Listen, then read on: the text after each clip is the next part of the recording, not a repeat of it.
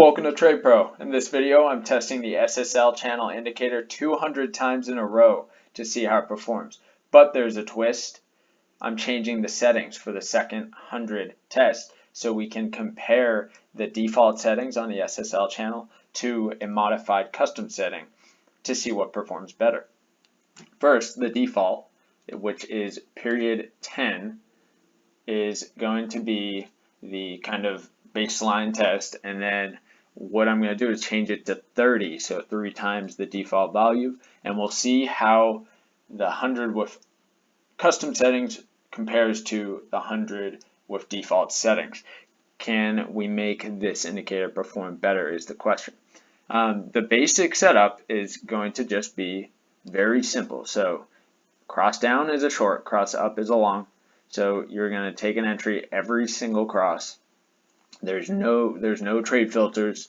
This is going to be traded on its own. So ATR value is 27 for this entry candle. Our stop is going to be 2 times ATR every trade. So 54 and 1-to-1 risk reward ratio. So every single trade, exact same thing, 2 times ATR for both the profit target and the stop loss. And all things will be consistent across both tests. Same time frame, 4 hour on Euro USD. So we will see if it improves or it makes it worse or stays the exact same between the tests. But it's time to test 200 times. Stay tuned for the results at the end.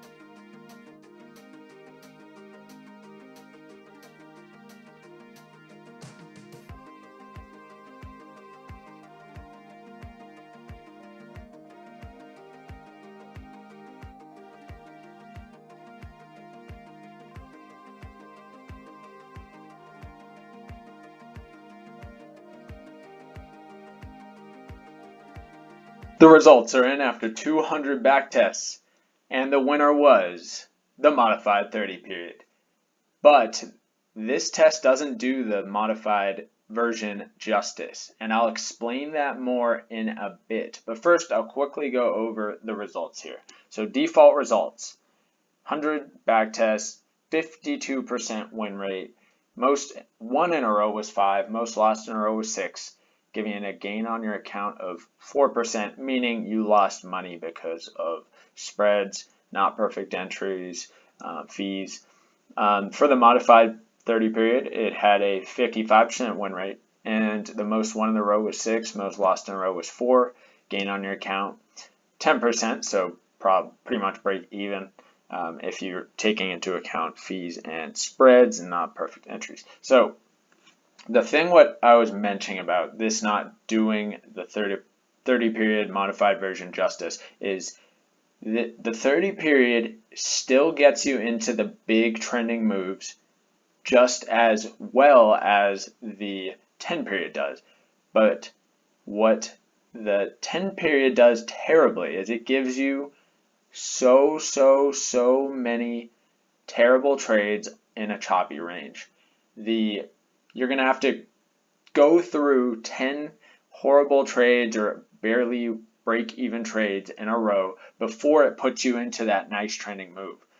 The modified 30 period gives you only a few of those shitty trades and then gets you into that same big trending move much easier because you're not having to deal with all these shitty trades before it finally puts you into that trending move. It's much better to avoid all those shitty trades and have it less shitty trades, puts you into the big trending move much better than the 10 period. Or it puts you into that move just as well as the 10 period, but you don't have to deal with 15 trades in a small choppy range. You only get a few of those shitty trades before getting into that big move. So hopefully that makes sense.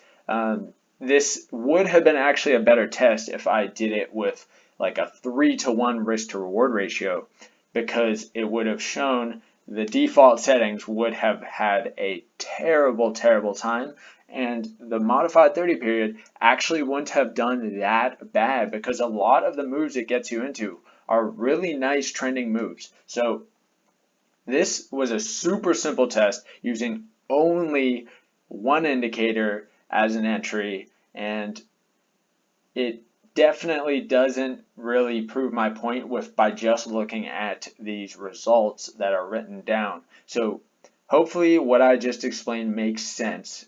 You definitely want the modified version over the default version. Hopefully that is clear. But anyway, hopefully you enjoyed this, and I hope you have a great rest of your day. Make sure that you like this video, because I'm putting in the hours on this, and subscribe if you haven't subscribed. Let me know what you want to see in future videos in the comments, and I might do your request. But anyway, see you later.